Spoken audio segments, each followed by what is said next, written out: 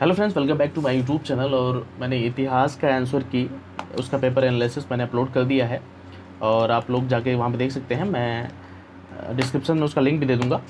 तो आज इस वीडियो हम इंडियन इकोनॉमी पोर्शन का पेपर एनालिसिस करेंगे और देखेंगे क्वेश्चन किस प्रकार हैं। उसके आधार पर हम उसके निष्कर्ष पहुँचेंगे, यानी उसके उत्तर को देखेंगे। ठीक है, तो देखिएगा, केंद्र सरकार भारतीय रिजर्व बैंक के गवर्नर की नियुक्ति की जाती है। केंद्र सरकार द्वारा भारतीय आरबीआई के गवर्नर की नियुक्ति की जाती है, तो ऑप्शन ए इज़ करेक्ट। तो सेकंड इज, भारतीय संविधान के कतिपय प्रावधान केंद्र सरकार को जनहित में आरबीआई को निर्देश देने का अधिकार देते हैं। तो भारतीय संविधान के अंतर्गत तो आरबीआई की स्थापना होती नहीं है, तो भारतीय संविधान के अंतर्गत आरबीआई का कोई भी निर्देश देने का अधिकार नहीं है, तो सेकंड इज इनकरेक्ट।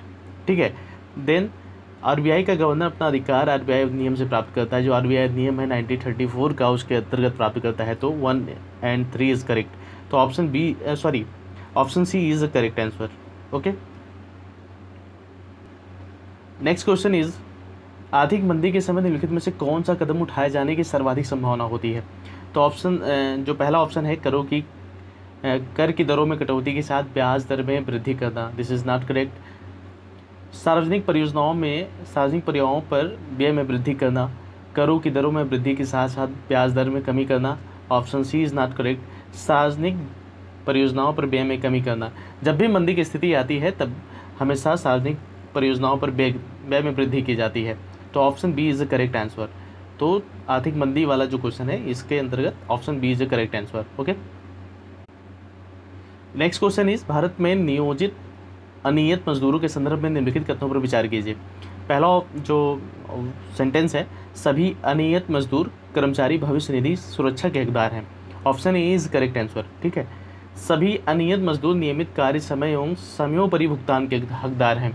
सरकार अधिसूचना के द्वारा यह विनिर्दिष्ट कर सकती है कि कोई प्रावधान प्रतिष्ठान या उद्योग केवल अपने बैंक खातों के माध्यम से मजदूरी का भुगतान करेगा।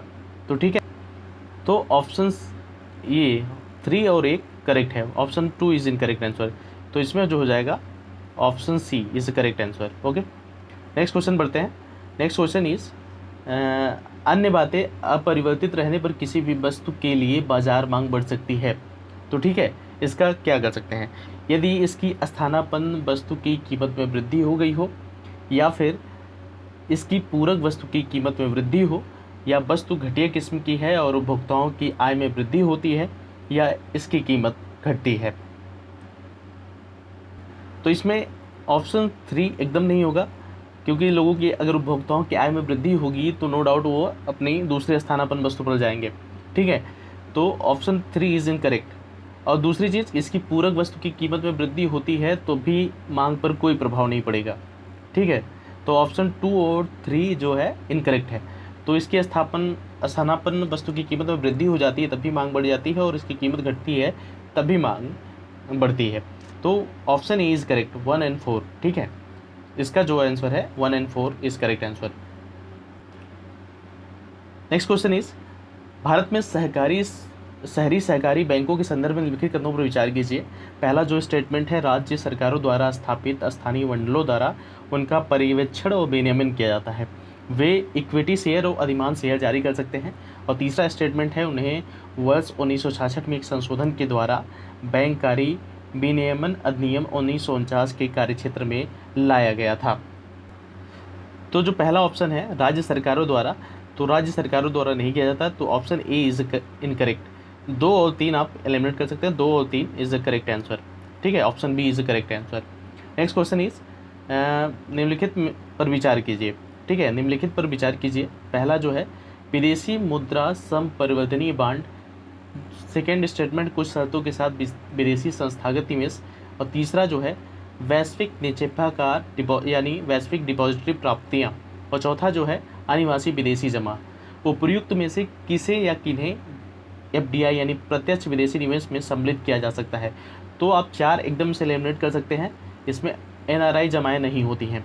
ठीक है, अब इसके साथ जो है विदेशी संस्थागत निवेश यानी एफआई, जहाँ एफडीआई होती है वहाँ एफआईआई नहीं होती है। तो 2 और 4 आप आराम से एलिमिनेट कर सकते हैं।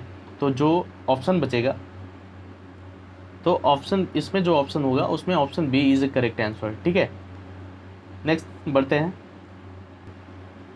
नेक्स्ट क्वेश्चन इज कि भारतीय सरकारी बॉन्ड के प्रतिफल निम्नलिखित में से किससे या किन से प्रभावित होते हैं। तो पहला स्टेटमेंट है यूनाइटेड स्टेट फेडरल रिजर्व की कार्रवाई, ये भी करेक्ट आंसर है। सेकंड है आरबीआई की कार्रवाई, भारतीय रिजर्व बैंक की कार्रवाई, ये भी करेक्ट है। और मुद्रास्फीति और अल्पावधि ब्याज दर, यानी तीनों स्टेटमेंट करेक्ट हैं और option D is a correct answer इसमें। ठीक है, नेक्स्ट देखिए, किसी मुद्रा के अवमूल्यन का प्रभाव यह है कि वह अनिवार्य रूप से, पहला स्टेटमेंट है विदेशी बाजारों में घरेलू निर्यातों की प्रतिस्पर्धात्मकता को बढ़ाता है। Then option is A correct answer. Second, घरेलू मुद्रा के विदेशी मूल्य को बढ़ाता है। और थर्ड स्टेटमेंट है व्यापार संतुलन में सुधार लाता है। तो इसमें जो है ये व्यापार संतुलन में सुधार नहीं लाता है, ये घरेलू मुद्रा के विदेशी मूल्य को बढ़ाता है। ये कैसे हो सकता है? तो सेकेंड और थर्ड इज ए इनकरेक्ट, तो ये करेक्ट है, तो option A is correct answer. Okay, अब देखिए नेक्स्ट क्वेश्चन है, भारत में काले धन के सृजन के निम्नलिखित प्रभावों में से कौन सा भारत सरकार की चिंता का प्रमुख कारण है। देखिए इसमें सारे ऑप्शन आप पढ़ सकते हैं, लेकिन जो इसमें मेन ऑप्शन है, कर वंचन के कारण राजकोष में राजस्व की हानि होती है, क्योंकि इस पर टैक्स तो दिया नहीं जाता है काला धन, इसीलिए कहा जाता है कि इसको टैक्स अधिनियम के अंतर्गत नहीं लाया जाता है। तो सबसे बड़ा जो कारण है वो कर वंचन के कारण राजकोष में राजस्व की हानि, तो option D is a correct answer. Then अब नेक्स्ट क्वेश्चन की तरफ बढ़ते हैं। नेक्स्ट क्वेश्चन इज निम्नलिखित में से किसी अर्थव्यवस्था में मुद्रा गुणक में वृद्धि होती है। ठीक है, निम्नलिखित में से किसी अर्थव्यवस्था में मुद्रा गुणक में वृद्धि होती है। तो पहला स्टेटमेंट है बैंकों में आरक्षित नगद निधि अनुपात में वृद्धि, बैंकों के सावधिक चल निधि अनुपात में वृद्धि, ऑप्शन सी लोगों की बैंकिंग आदतों में वृद्धि, या डी देश की जनसंख्या में वृद्धि। तो इसमें जो होगी option C is correct answer, लोगों की बैंकिंग आदतों में वृद्धि से अर्थव्यवस्था में मुद्रा गुणक में वृद्धि होती है। नेक्स्ट क्वेश्चन की तरफ बढ़ते हैं। अब ये नेक्स्ट क्वेश्चन है, निम्नलिखित में से कौन सा अपने प्रभाव में सर्वाधिक मुद्रास्फीति कारक हो सकता है। तो पहला जो है ऑप्शन है सार्वजनिक ऋण की चुकौती, ऑप्शन बी जो है बजट खाते के वित्तीयन के लिए जनता सुधार लेना, ऑप्शन सी इज बजट खाते के वित्तीयन के लिए बैंकों सुधार लेना, ऑप्शन डी इज बजट खाते के वित्तीयन के लिए नई मुद्रा का सृजन करना। तो इसमें जो मोस्ट इन्फ्लेशनरी जो इफेक्ट है उसमें D is a correct answer, budget घाटे के वित्तीयन के लिए नई मुद्रा का सृजन करना। नेक्स्ट क्वेश्चन इज भारतीय अर्थव्यवस्था के संदर्भ में मांग प्रेरित मुद्रास्फीति या उसमें वृद्धि निम्नलिखित में किन कारणों से होती है। तो इस क्वेश्चन को आप एलिमिनेट कर सकते हैं आराम से। तो इसमें आप देख सकते हैं कि बढ़ती ब्याज दर जो मांग प्रेरित मुद्रास्फीति उसमें से कारण नहीं होता, तो ऑप्शन 5 इज इनकरेक्ट। तो आप एलिमिनेट करेंगे, अब जो ही 5 एलिमिनेट करेंगे, यहाँ पे देखें जो ही 5 एलिमिनेट करेंगे तुरंत आपको ऑप्शन मिल जाएगा, तो option A is a correct answer. Okay, option A is a correct answer इसमें है जो है मांग प्रेरित मुद्रास्फीति जो है डिमांड पुल इन्फ्लेशन जो है, option is a correct answer. Next question बढ़ते हैं। नेक्स्ट क्वेश्चन इज भारत के संदर्भ में निम्नलिखित कथनों पर विचार कीजिए। पहला जो स्टेटमेंट है, खुदरा निवेशक डीमैट खातों के माध्यम से प्राथमिक बाजार में राजकोषीय बिल यानी ट्रेजरी बिल और भारत सरकार के ऋण बॉन्ड में निवेश कर सकते हैं, तो option is a correct answer, option A is a correct answer. तो सेकेंड इज भारत बातचीत से तय लेन देन प्रणाली ऑर्डर मिलान भारतीय रिजर्व बैंक आरबीआई का सरकारी प्रतिभूत व्यापारिक मंच है, तो ऑप्शन डी टू भी करेक्ट है। और नेक्स्ट 3 देखते हैं, सेंट्रल डिपॉजिटरी सर्विसेज लिमिटेड का भारतीय रिजर्व बैंक एवं बम्बई स्टॉक एक्सचेंज द्वारा संयुक्त रूप से परिवर्तन किया जाता है, नहीं, ये इसका जो है संयुक्त रूप से परिवर्तन नहीं किया जाता है, तो ऑप्शन 3 इज इनकरेक्ट। तो इसमें आप ऑप्शन देख सकते हैं, तो ऑप्शन बी यहाँ पे दिखाई दे रहा है, 1 और 2 इज करेक्ट, तो option B is A correct answer.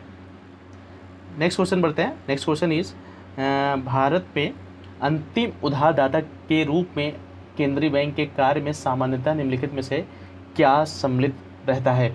तो इसमें आप देख सकते हैं, तो अन्य स्रोतों से, इसका जो पहला स्टेटमेंट है आप देख सकते हैं, अन्य स्रोतों से ऋण प्राप्ति में विफल होने पर व्यापार एवं उद्योग निकायों को ऋण प्रदान करना। तो ऑप्शन दूसरा स्टेटमेंट है अस्थायी संकट के समय बैंकों के लिए चल निधि उपलब्ध कराना। तीसरा स्टेटमेंट है बजटीय घातों के वित्तीयन के लिए सरकारों को ऋण देना। तो इसमें जो ऑप्शन करेक्ट है वो ऑप्शन 2 इज करेक्ट है, बाकी सब इनकरेक्ट है। ठीक है, तो option B is A correct answer, केवल 2। Next question is water credit के संदर्भ में निम्नलिखित कथनों पर विचार कीजिए। यह पहला स्टेटमेंट है, यह जल एवं स्वच्छता क्षेत्र में कार्य के लिए सूक्ष्म वित्त साधनों को लागू करता है। दूसरा स्टेटमेंट है, यह एक वैश्विक पहल है जिसे विश्व स्वास्थ्य संगठन और विश्व बैंक के तत्वाधान में प्रारंभ किया गया है। और तीसरा जो स्टेटमेंट है, इसका उद्देश्य निर्धन व्यक्तियों को सहायकी के बिना अपनी जल संबंधी आवश्यकताओं को पूरा करने के लिए समर्थ बनाना है। तो इसमें जो वैश्विक पहल तो है ही, लेकिन इसको WHO और विश्व बैंक के तत्वाधान में प्रारंभ नहीं किया गया है। तो ऑप्शन 2 इज इनकरेक्ट। तो 1 और 3 जो स्टेटमेंट है ये जो है करेक्ट आंसर है। तो option C is A correct answer. ठीक है, option C is A correct answer, केवल 1 और 3। इकोनॉमी के सारे क्वेश्चन और उनके आंसर इस वीडियो में पूरी तरह सम्मिलित कर दिए गए हैं। अगर आपका आंसर को लेकर कोई सुझाव हो या कोई संदेह हो आंसर को लेकर, प्लीज़ आप कमेंट सेक्शन में आप अपने सुझाव को प्रेषित कर सकते हैं और आपके सुझाव का हम स्वागत करेंगे। तो दोस्तों बहुत बहुत धन्यवाद वीडियो देखने के लिए। और मैं आशा करता हूँ सभी का पेपर बहुत अच्छा गया हो और UPSC का प्रीलिम सभी लोग निकाल पाएँ। तो ठीक है दोस्तों, बहुत बहुत धन्यवाद वीडियो देखने के लिए।